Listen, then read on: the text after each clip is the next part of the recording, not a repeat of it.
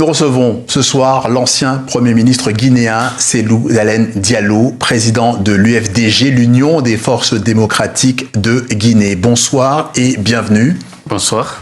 Alors nous allons parler de la situation dans votre pays, de ce référendum qui s'annonce le 21 septembre prochain.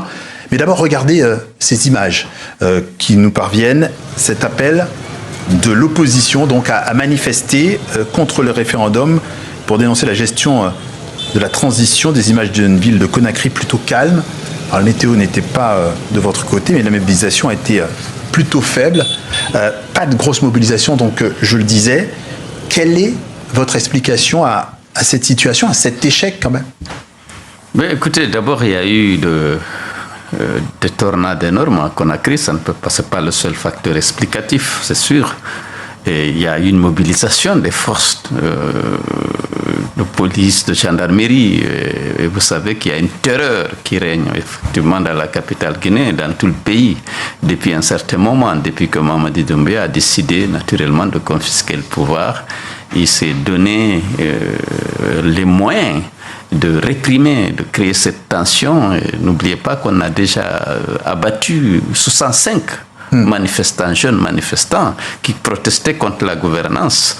Et la peur, donc, selon vous? Il y a une peur, mais ce n'est pas terminé. Attendez les jours qui viennent, vous allez voir, parce que les gens sont mobilisés, sont déterminés, naturellement, à refuser, justement, la commission du parjure et la confiscation du pouvoir par Mamadi Doumbouya, parce que ce serait, évidemment, l'enterrement de la démocratie. N'oubliez pas que le peuple de Guinée l'a soutenu.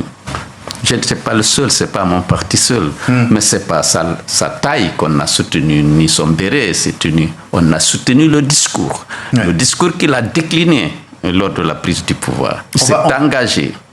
On va y revenir en détail, mais on va s'arrêter quand même sur ce référendum controversé du 21 septembre. Les Guinéens sont appelés à se prononcer sur le projet de constitution porté par le général Mamadi Doumbouya. La campagne se tient en ce moment, on en prend la température en reportage d'Abdourahmane Ba avec Jean-Luc Igosier et Véronique Pérez. Dans les rues de Conakry, les partisans du oui à la Constitution sont à l'œuvre. Il s'agit d'expliquer à la population le principe du référendum à venir. Et surtout, sur le bulletin de vote, la bonne case à cocher. Si vous cochez au niveau du oui, c'est donc au niveau du vert, ça veut dire que vous avez voté pour la nouvelle Constitution. Je suis en campagne de proximité pour expliquer aux citoyens comment voter, mais aussi leur expliquer les avantages que nous tirerons en votant pour le oui le 21 septembre prochain, qui nous permettra de mettre fin à la transition, donner la possibilité aux citoyens d'élire les dirigeants qu'ils veulent pour conduire les destinées. Donc c'est un scrutin extrêmement important. La campagne a commencé le 31 août dernier. Le pouvoir guinéen, issu d'un coup d'État en 2021, explique vouloir organiser un retour à l'ordre constitutionnel. Et le mouvement Génération Patriote s'est constitué pour en faire la promotion. Ce jeudi, le porte-parole du gouvernement s'est exprimé aussi. Pour lui, le oui est le seul choix raisonnable.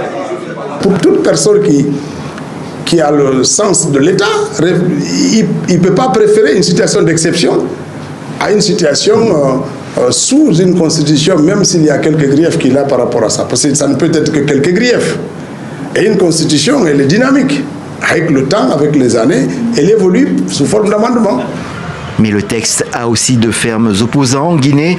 Ils estiment qu'il va permettre à Mamadi Doumbouya de se présenter à une prochaine présidentielle, contrairement à une promesse initiale. Ainsi, le bloc libéral appelle à voter non le jour du scrutin. Il est contre le projet de septennat et la limitation d'âge des candidats à 80 ans. C'est une constitution pour permettre au CNRD et particulièrement au président Doumbouya de confisquer le pouvoir. Pourquoi aujourd'hui 7 ans de mandat en République de Guinée? La France était passée par là. Nous-mêmes, nous sommes passés par là. Lansana Conté, son dernier mandat, si Dieu ne l'avait pas rattrapé en 2008, il serait parti jusqu'en 2010. Qu'est-ce que ça a apporté à la Guinée? Ce n'est que misère. Mais l'opposition n'a pas parti facile. Plusieurs dirigeants ont été arrêtés ou poussés à l'exil et les manifestations sont interdites depuis 2022.